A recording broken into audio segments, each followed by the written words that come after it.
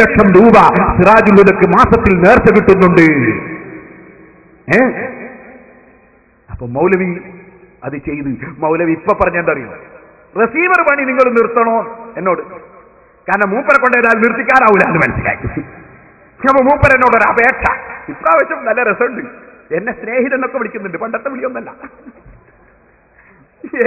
പണ്ടത്തെ പോലെ തന്നെ. കാരണം കരയുദ്ധം തുടങ്ങിയതിന് ശേഷം മൂപ്പർ 10 മാസത്തേക്ക് വീണർന്ന് നീട്ടി വന്നിട്ട് എന്നെ വിളിക്കുന്നത് വെച്ചോട്ടെ, അവൻ എന്നെ സ്നേഹം വിളിക്കുന്ന വെച്ചോട്ടെ. എന്റെ സ്നേഹിതൻ പേരോട് കേട്ടോ, എന്റെ സ്നേഹിതൻ പേരോട്. മുമ്പ് ഇയാൾ എങ്ങനെയും വിളിക്കൽ അന്ന് വെച്ചെടുത്താ, മുമ്പ് വിളിച്ച് നമ്മളെ ആർക്ക്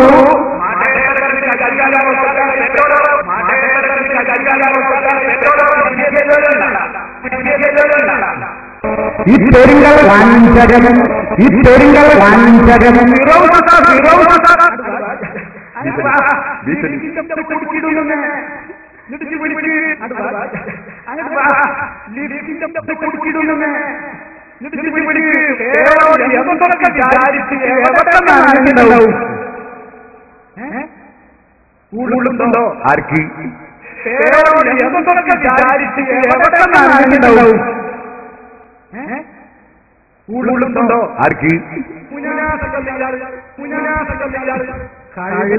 അമേരിക്കൻ കണ്ടാറുണ്ട് ഒരു ഇലി,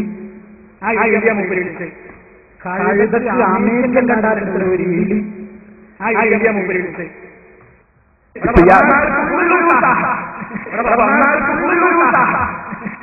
റെഡിയാ, ഇവിടെ വന്നാളാറാ നിങ്ങൾക്ക് അറിയൂടെ, ഞാനിവിടെ തന്നെ ഉള്ളതല്ലേ. ആ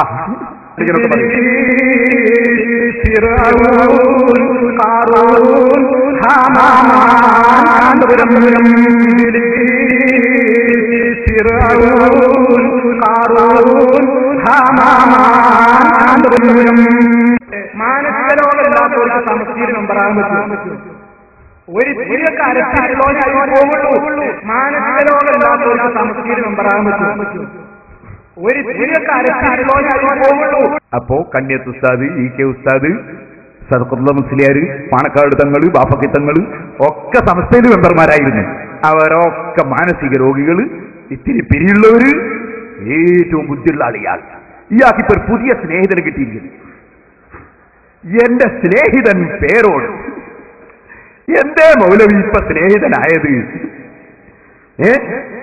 7 ഖണ്ഡനം അങ്ങ് നടന്നപ്പോ ഇപ്പൊ പഴയ ചോറൊന്നുമില്ല, പഴയ രൂപമൊന്നുമില്ല. ഇപ്പൊ ഒന്ന് സ്നേഹിതൻ ഒന്ന് സലാമത്താക്കി തരണേതാ. അതിന് പറ്റിയൊരു വാചകണ്ട് മൂപ്പരുത്.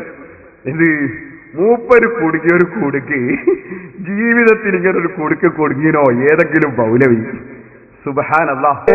പെട്ടുപോകരുത് മക്കളെ, ഞാൻ പെട്ടതുപോലെ പെട്ടുപോകരുത് മക്കളെ, ഞാൻ പെട്ടതുപോലെ പെട്ടുപോകരുത്. വല്ലാത്ത പെടല് തന്നെ. ഇത് വേറൊരു വിഷയത്തെക്കുറിച്ച് പറഞ്ഞതാണെങ്കിലും സംഗതി വളരെ പിച്ചിവിടെ തന്നെയല്ലേ. സുബ്ഹാന ജല്ലലാലു, പെടലെന്നല്ലേ നാദാവർക്ക് വന്ന് പെടല്. ഇനി മുസ്ലിമീങ്ങളെ, ഞാൻ നിങ്ങളോട് പറയട്ടെ, മഹാന്മാരായ ഇമാമീങ്ങളെ പിന്തുടരൽ നിർബന്ധമാണ്. അങ്ങനെ നിർബന്ധമായ ഈ കാര്യം അംഗീകരിക്കാത്ത കക്ഷികൾക്കാണ് പുത്തൻവാദികളെന്ന് പറയുന്നത്. ഇമാമീങ്ങളെ പിന്തുടരാത്തവർക്കാണ്, ഇമാമീങ്ങളെ തള്ളിപ്പറഞ്ഞവർക്കാണ്. സുന്നത്ത് ജമാഅത്തിനിടയിൽ എത്ര സംഘടനകളുണ്ടെങ്കിലും അവരെല്ലാം ഇമാമീങ്ങളെ അംഗീകരിക്കുന്നവരാണ്. ഇമാമീങ്ങളെ അംഗീകരിക്കാത്തവർ സുന്നത്ത് ജമാഅത്തിന്റെ കുടുംബത്തിലില്ല. ഇനി നിങ്ങൾ മനസ്സിലാക്കണം, മൗലവിക്ക് ചില സംശയങ്ങളൊക്കെയുണ്ട്. അതൊക്കെ ഇൻഷാ അല്ലാഹ് ഓരോന്ന് ഞാനത് തീർത്തു തരും മൗലവി. ഞാൻ വിഷയത്തിലേക്ക് തന്നെ പോകട്ടെ. മൗലവി പറയുന്നു ഇവിടെ വന്നിട്ട് ഞങ്ങൾ പുത്തൻവാദികളല്ല. പണ്ടാരോ പറഞ്ഞ പോലെ എന്നെ കണ്ടാൽ കുമ്പളം കട്ടവനാൻ തോന്നുന്നുണ്ടോ എന്നൊരു തോന്നല്. മൂപ്പര് പറയാം ഞങ്ങൾ പുത്തൻവാദികളല്ല. ഈ പ്രസ്ഥാനത്തെ അടുത്തറിഞ്ഞിട്ടുള്ളവർക്കറിയാം, ഈ പ്രസ്ഥാനം ജനങ്ങളോട് പറയുന്നത് പുത്തൻവാദങ്ങളല്ല. ഇവരെ പ്രസ്ഥാനം പറയുന്നത് പുത്തൻവാദങ്ങളല്ല പോൽ. സുബ്ഹാനല്ലാഹ്. എന്നാ നിങ്ങൾക്ക് കേൾക്കണോ സഹോദരന്മാരെ, ഇവർക്ക് പുത്തൻവാദമേ ഉള്ളൂ. മുൻഗാമികളുടെ ഒരു വാദവും ഇവർക്കില്ല. ഇവർക്ക് പുത്തൻവാദമേ ഉള്ളൂ. അതിൽ ഒരു പുതിയ വാദം ഇപ്പോൾ മൗലവി ഇവിടെ എഴുന്നള്ളിച്ചിട്ടുണ്ട്. ഒരുപാട് വാദങ്ങളുണ്ട്. ഒന്ന് ഇപ്പൊ പുതിയത് വന്നത് പറയാം.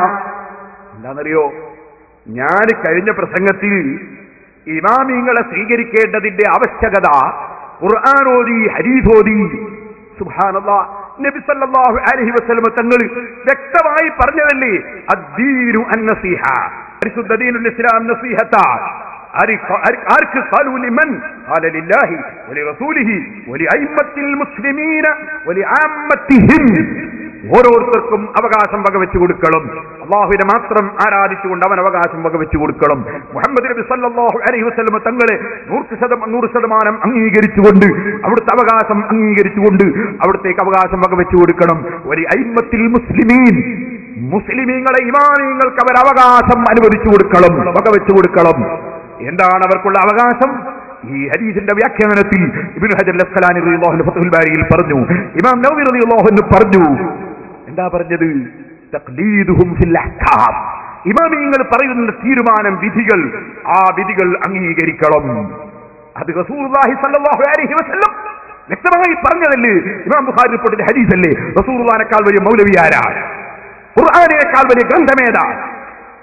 എന്നാൽ സഹോദരന്മാര്, ഇയാള് പറയാണ്, ഇയാള് പുത്തൻവാദം, ഞമ്മക്ക് എന്ത് സ്വീകരിക്കണമെങ്കിലും ദീനാകണമെങ്കിൽ നബിയിൽ നിന്ന് റിപ്പോർട്ടായി നബിയിൽ നിന്ന് കിട്ടണം.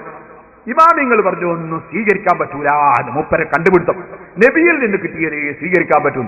അപ്പൊ ഇമാമിങ്ങളൊക്കെ രാമായണം നോക്കി പറഞ്ഞതാ മൗലവി? ഇമാമിങ്ങൾ രാമായണം നോക്കി പറഞ്ഞതാ? ഇമാമിങ്ങൾ ഭഗവത്ഗീത നോക്കി പറഞ്ഞതാ? ബൈബിൾ നോക്കി പറഞ്ഞതാ? നബിയിൽ നിന്ന് കിട്ടിയതേ സ്വീകരിക്കാൻ പറ്റുള്ളൂ, മൂപ്പരുടെ പുതിയ കണ്ടുപിടുത്തം. നാം ആചരിക്കേണ്ടുന്ന പ്രവർത്തനങ്ങൾ, നമ്മുടെ ജീവിതത്തിൽ ദീനായിട്ട് നമ്മൾ ചെയ്യേണ്ടുന്ന ഏതെല്ലാം ചെറുതും വലുതുമായ കാര്യങ്ങളുണ്ടോ അതൊക്കെ സ്ഥിരപ്പെടണമെങ്കിൽ എന്താണ് വേണ്ടത്? ഹബീബായ റസൂൽ സല്ലല്ലാഹു അലൈഹി വസല്ലമിൽ നിന്ന് സഹാബികട്ട് അവിടെ നിന്നിങ്ങോട്ട് കുറ്റമറ്റ പരമ്പരയിലൂടെ നമുക്ക് കിട്ടിയിരിക്കണം. ആ നിലക്ക് കൃത്യമായി അംഗീകരിക്കപ്പെടുന്നവ മാത്രമാണ് ദീനായിട്ട് അംഗീകരിക്കപ്പെടുന്നത്. അതൊന്നുമല്ലാതെ എനിക്ക് തോന്നിയത് ഞാൻ പറയുകയാണെങ്കിൽ അത് ദീനല്ല കേട്ടോ. അതിന് ഇസ്ലാമിൽ ആരെങ്കിലും പറഞ്ഞതിന് ഒരു വിലയുമില്ല, രേഖയില്ല. എന്തിന്? നബിയിൽ നിന്ന് സഹാബത്ത് കേട്ട്, താബീങ്ങൾ കേട്ട് അങ്ങനെ റിപ്പോർട്ടായി വന്നതേ ദീനാവുള്ളൂ. ഇമാമിങ്ങൾ വിശദീകരിച്ചതൊന്നും ദീനാവൂല. ഇത്തിഹാസയും ഇമാമുകളും എന്ന എന്റെ സീഡിക്ക് മറുപടി പറയാൻ വന്ന മൗലവിയുടെ പുതിയ കണ്ടുപിടുത്തമാണ്. എന്നാൽ അതിന്റെ ഖണ്ഡനം മുസ്ലിമീങ്ങളെ ശരിക്കും നിങ്ങൾ കേട്ടോ.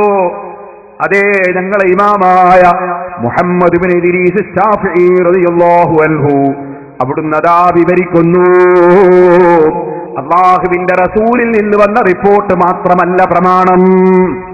ഇസ്ലാമിന് 4 പ്രമാണങ്ങളുണ്ട്. നബിയിൽ നിന്ന് കിട്ടിയ റിപ്പോർട്ട് മാത്രമല്ല പ്രമാണം, 4 പ്രമാണങ്ങൾ ഇസ്ലാമിനുണ്ട്. അത് ബഹുമാനപ്പെട്ട ഇമാം ശാഫിഈ റളിയല്ലാഹു അൻഹു വിശദീകരിക്കുന്നത് കേട്ടോ. വജിഹത്തുൽ ഇൽമി അൽ ഖബറു ഫിൽ കിതാബി അബി സുന്നതി അബിൽ ഇജ്മാഇ അബിൽ ഖിയാസ്. എന്താണ്? 4 തെളിവുകളാണ് വിവരം ശേഖരിക്കാനുള്ളത്. ആർക്കാണ് വിവരം ശേഖരിക്കാൻ കഴിയുന്നത്? അത് ഇമാമിങ്ങൾക്കാണ്. അവർക്ക് 4 അവലംബങ്ങളാണ്, 4 പ്രമാണങ്ങളാണ്. ഇമാം ശാഫിഈ റളിയല്ലാഹു അൻഹു പറയുന്നു, ഒന്ന് കിതാബ് ഖുർആൻ, അബിസുന്ന ഒന്ന് നബി സല്ലല്ലാഹു അലൈഹി വസല്ലം തങ്ങളിൽ നിന്ന് വരുന്ന റിപ്പോർട്ട് ചര്യ, പിന്നെയോ അബിൽ ഇജ്മാൽ ലോക മുസ്ലിമീങ്ങളുടെ ഏകോപിതമായ കണ്ടെത്തൽ, ഏകോപിതമായി അവർ നടപ്പാക്കിയത്, ഏകോപിതമായി അവർ പറഞ്ഞത്, അവർ നമുക്ക് കൈമാറിയത്, അതാണ് ഇജ്മാൽ. അബിൽ ഖിയാസ്. 4ാമത്തെ ഒരു കാര്യമുണ്ട്. അതെന്താണ്? ഖിയാസ്. ഖിയാസ് എന്ന് പറഞ്ഞാലോ അത് ഖുർആൻ നോക്കിയാൽ ആ വിഷയം അതിന് കാണൂല, ഹദീസ് നോക്കിയാൽ അത് ആ വിഷയം വ്യക്തമായി കാണൂല. പക്ഷേ അത് മഹാന്മാരായ ഇമാമിയങ്ങൾക്ക് അതിൽ നിന്ന് മനസ്സിലാക്കിയെടുക്കാൻ കഴിയും. ഒരു ചെറിയ ഉദാഹരണം ഇമാം ശാഫിഈ റളിയല്ലാഹു അൻഹു തന്നെ പറയുന്നു. എന്താണ്? പ്രായപൂർത്തിയാകാത്ത ചെറിയ മുല കുടിക്കുന്ന കുട്ടികൾ, ആ കുട്ടികളെ ചെലവ് ബാപ്പ കൊടുക്കണം എന്ന്